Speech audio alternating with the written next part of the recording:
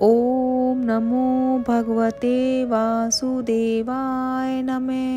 Shri Sukhdev ji one की ओर जाने लगे।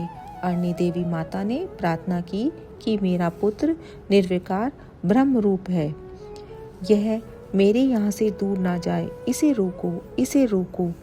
व्यास जी उसे समझाते हैं, जो हमें अति प्रिय लगता हो वही परमात्मा को अर्पण करना चाहिए। वह तो जगत का कल्याण करने जा रहा है, अब यह तो जाता है, फिर कर आने वाला नहीं है। व्यास जी महाज्ञानी थे, फिर भी पुत्र के पीछे दौड़े। व्यास नारायण श्री सुखदेव जी को बुलाते हैं, हे पुत्र, वापस लौटो, मुझे छोड़कर जाना नहीं। मैं तुम्हें विवाह करने के लिए आग्रह नहीं करूँगा, तो भी श्री कृष्ण का ध्यान करते करते और सबका भान भूले हैं। भान भूली अवस्था में कौन किसका पिता, कौन माता, लौकिक संबंध का विस्मरण होता है, तभी ब्रह्म संबंध होता है। तब तक लौकिक संबंध का स्मरण रहता है, तब तक ईश्वर में आसक्ति होती नहीं। सर्वव्यापक हो चुके श्री सुखदेव जी वृक्षों द्वारा उत्तर देते हैं, हे मुनिराज, आपको पुत्र के वियोग से दुख हो रहा है, परंतु हमको जो पत्थर भी मारता है हम उसे फल देते हैं। वृक्षों के पुत्र उनके फल हैं, पत्थर मारने वाले को भी फल दे वही वैष्णव है।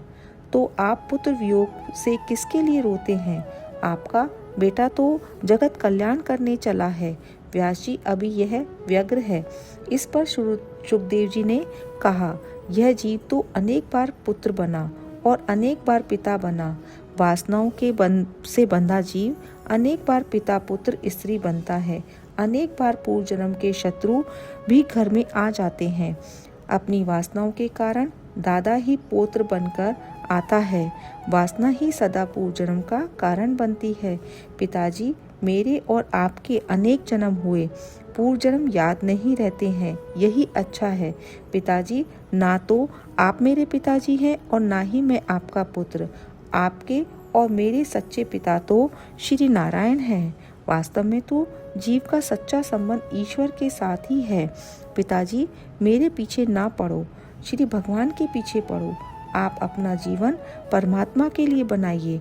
मुझे तो आनंद मिला है, वह आनंद मैं जगत को देने जाता हूँ। तब श्री सुखदेव जी वहाँ से नर्मदा तट पर आए। श्री सुखदेव जी ने कहा कि मैं इस किनारे पर बैठता हूँ और आप सामने के किनारे पर विराजिए। पिताजी, अब मेरा ध्यान छोड़ दो, मेरा ध्यान ना करो। दूर से चाहे आप मुझे देखते रहो, परंतु ध्यान तो परमात्मा में ही करें। जो परमात्मा के पीछे पड़ते हैं वे ज्ञानी हैं। पैसे के पीछे मत पड़ो, परंतु परमात्मा के पीछे पड़ो। भगवान की कथा सुनने के बाद आप भी भगवान के पीछे पड़ो, तभी कथा श्रवण सार्थक होती है।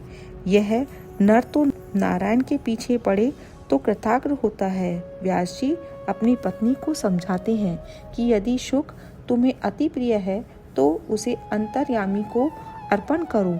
जो हमें अति प्रिय लगता है वह प्रभु को दे दो, तो हम भी प्रभु की प्रिय लगेंगे।